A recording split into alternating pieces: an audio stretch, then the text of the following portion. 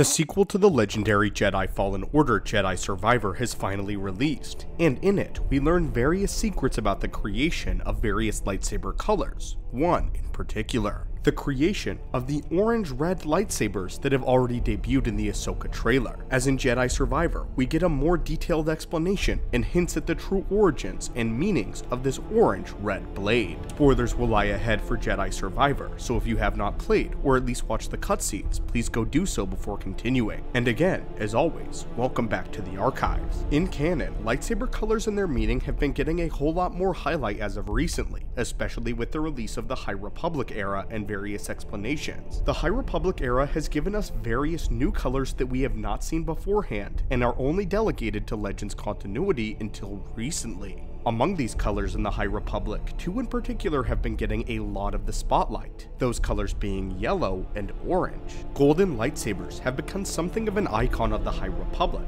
and orange has been circulating quite a bit recently concerning Dark Jedi, especially when concerning their allegiance in the Force and how they differ from the Sith. We first saw these orange-red blades with Baylan and Shin in the Ahsoka series trailers, and now, thanks to Jedi Survivor, we have another orange-red blade in the High Republic Jedi Dagan Gera. In Jedi Survivor, something very important happens with the High Republic Jedi Dagan Gera, as she shows us how orange lightsabers are made. However, the game itself lacks an official explanation. However, we believe we can figure out exactly how this orange-red blade is created, and how this bleeding process differs from that of the Sith. A major difference is that most orange lightsabers as compared to Legends continuity are not naturally found in Star Wars canon. Rather, like red lightsabers, they are made. Why this is important is it massively changes the implications for kyber crystals and an entirely new perspective on the dark side. Dagan Gera was a Jedi of the High Republic era who ended up getting captured and put in stasis after an attack on the Jedi-controlled world of Tandalore that he had discovered, with it later being revealed that he was betrayed by his own Jedi because they believed him to be too obsessed with the world and an extremist. Cal Kestis later states that Dagan's obsession with the world is very similar to his own obsession with the Empire in recent years. Upon being tricked and awoken from his sleep by Cal Kestis, Dagan begins to recall what happened prior to his capture. The entire time he is speaking with Cal, he is taking apart his lightsaber and drawing out the yellow crystal within.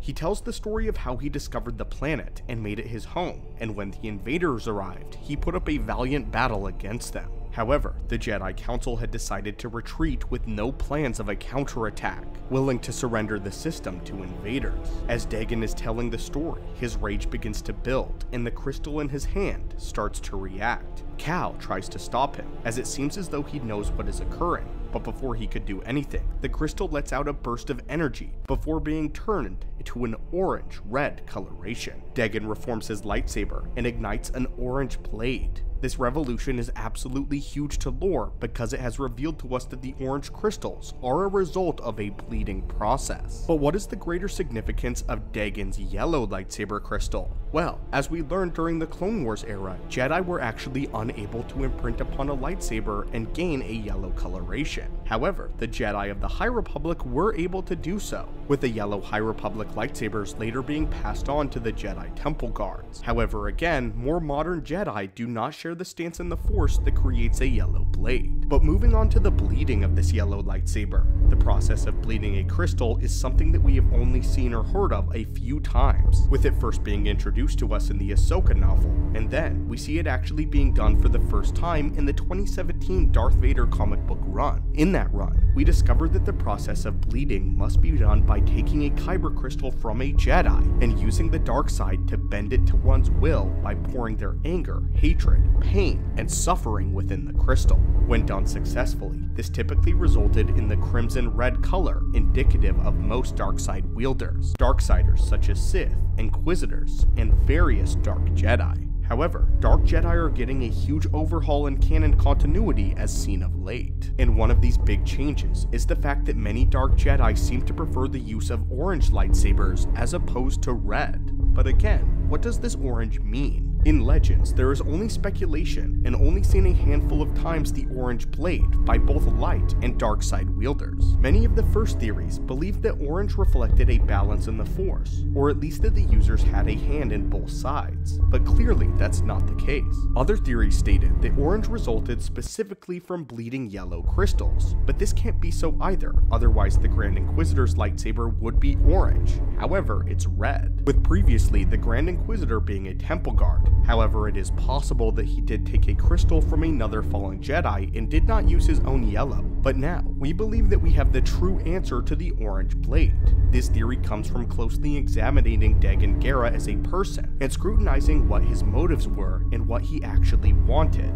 In earlier cutscenes, we see Dagan's memory and learn that he was a Jedi of the High Republic, an era of Star Wars that is getting much more focus. The whole crux of his issue was that he had discovered the planet Tanalorr and had actually fallen in love with the world, doing so because of its strong alliance in the Force and because there was some sort of an anomaly in nearby space. The planet itself was incredibly difficult to find due to how it was specifically hidden away. However, when Jedi raiders showed up, the Jedi were forced into a brutal war with them in order to protect the planet. Eventually though, they decided to abandon it. This sent Dagan into a spiral due to his attachment with the world, as he had made plans to defy the Council, stealing a compass to the world. However, he was stopped by his Jedi best friend, who severed his arm in order to stop him from snatching the compass. The Jedi had sensed the dark side growing in Dagan due to his desperation in order to keep the world for himself. He carried the pain of her betrayal due to her being the one he trusted most, and his memories allude to the fact that they may have had feelings for one another. But what does this have to do with his lightsaber?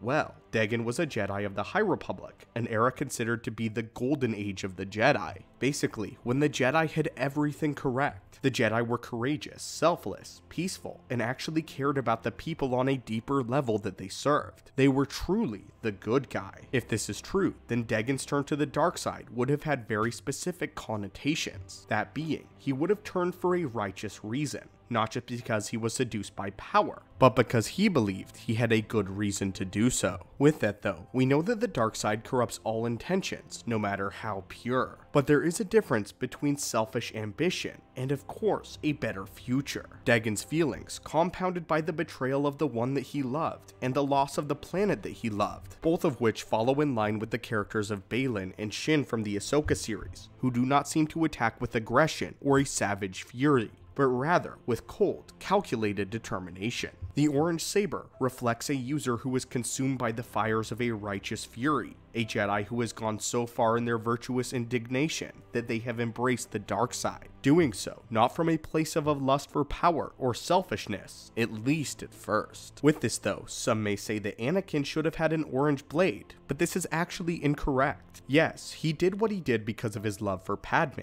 but it was made blatantly apparent many times that Anakin's problem was his lust for power and prestige. He wanted to be the best Jedi and the most powerful. He wanted that power at first because he wanted to save everyone, but it consumed him because he believed he deserved the power. What was originally selfless became a selfish embrace, and the dark side took him. The orange using dark Jedi, or those who haven't lost sight of what truly motivates them and their feelings behind it. But they, whoever shamelessly embrace whatever methods are necessary to achieve their goals, even if it's at the cost of falling to the dark side. They still have a firm grasp on who they are, but just have gone down the road of quick and easy power to attain their goal. This is also why it seems dark Jedi do not have the Sith yellow eyes. But think of it, this does make a good deal of sense. If blue and red make purple, someone being in between the light and dark, then the yellow color of righteousness and the red color of the dark side would make orange, one whose virtue has gone down the dark path of rage. But anyway, my friends and fellow acolytes of the Force, what are your thoughts on this? What are your thoughts on the righteous fury of the orange lightsaber crystal? And do you believe that this is the true meaning behind the orange blade?